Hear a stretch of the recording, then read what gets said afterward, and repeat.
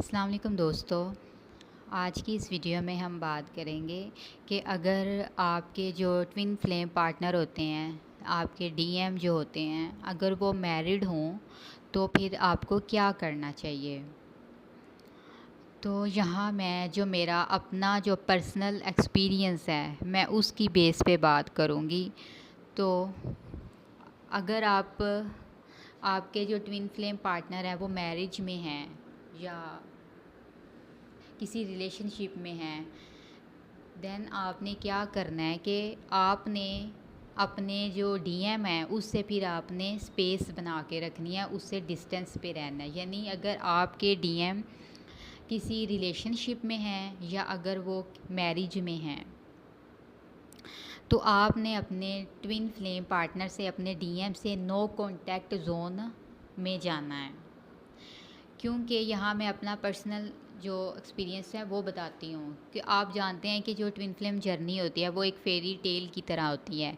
तो जब आपको पता चलता है ये आपकी ट्विन सोल है तो आपके दिल में उसके लिए बहुत ज़्यादा लव, केयर, रिस्पेक्ट आ जाती है। तो फिर क्या होता है कि आप बिल्कुल अपने डीएम को एक छोटे बच्चे की तरह समझते हो और खुद को एक मदर की तरह कि मैंने अपने डीएम को फ़लाँ फ़लाँ से प्रोटेक्ट करना है, क्योंकि आपको उसकी फ़िक्र होती है।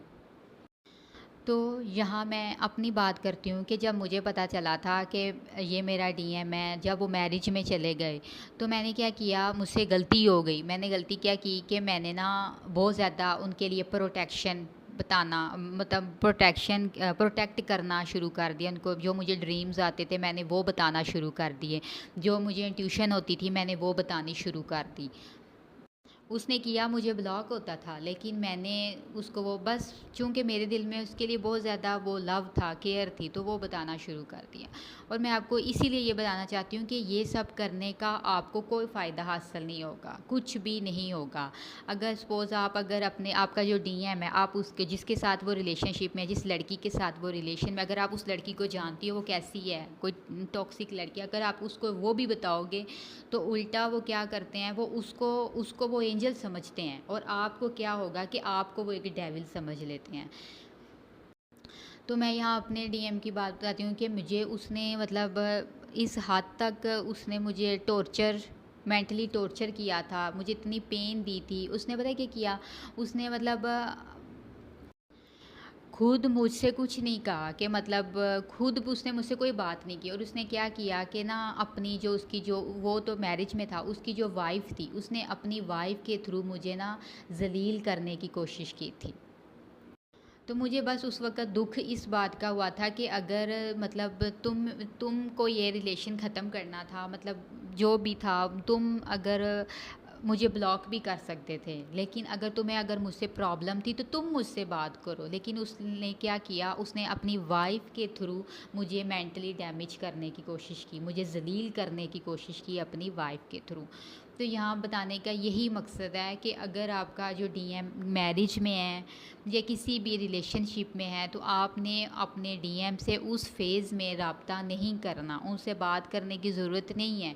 क्योंकि आप उस स्टेज में उसको जो मर्ज़ी कह लो, अपनी बीवी को या अपनी गर्लफ्रेंड को वो खुदा ही समझेगा। और तुम लोगों को, वो डीएफ्स को वो क्या करते हैं, वो डीएफ को एक शैतान, एक बेशरम, बदचलन, एक करैक्टरलेस और घटिया टाइप के जो वर्ड्स होते हैं वो उनको वो समझते हैं। वो जी उन डीएम को क्या होता है, डीएफ से एक जिनसी कशिश होती है, सेक्सुअल अट्रैक्शन होती है। वो जिसकी बेस पर वो डीएम जो होते हैं, जब उनकी बीवियां जो उनके गर्लफ्रेंड्स होती हैं वो उनकी जो डीएम को नीचा दिखाती हैं ना, तो वो ज़ाहिर है वो फिर वो लो एनर्जी में चले जाते हैं, वो उनकी तबीयत ख़राब होती है। तो वो क्या होता है, उनको उस स्टेज में अपनी डीएफ से अट्रैक्शन हो रही होती है, तो वो फिर डीएफ के दरवाजे पे आके दस्तक देते हैं। तो उस स्टेज में क्या किया करें, उस डीएम को ना उसको बाय बाय बोला करें, उसके के साथ सेक्सुअल होने की कोशिश भी नहीं किया। वो आपसे फ़िज़िकल होने की कोशिश करेगा, मत किया करें।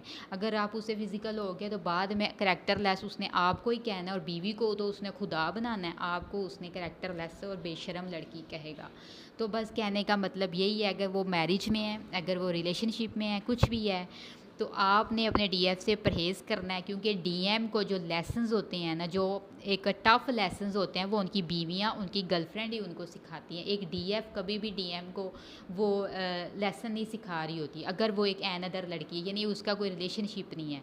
डीएम जिसके साथ मैरिज में होगा, जिसके साथ वो रिलेशनशिप, वो ही लड़की उसको सबक सिखाएगी, कोई दूसरी लड़की उसको सबक नहीं सिखा सकती।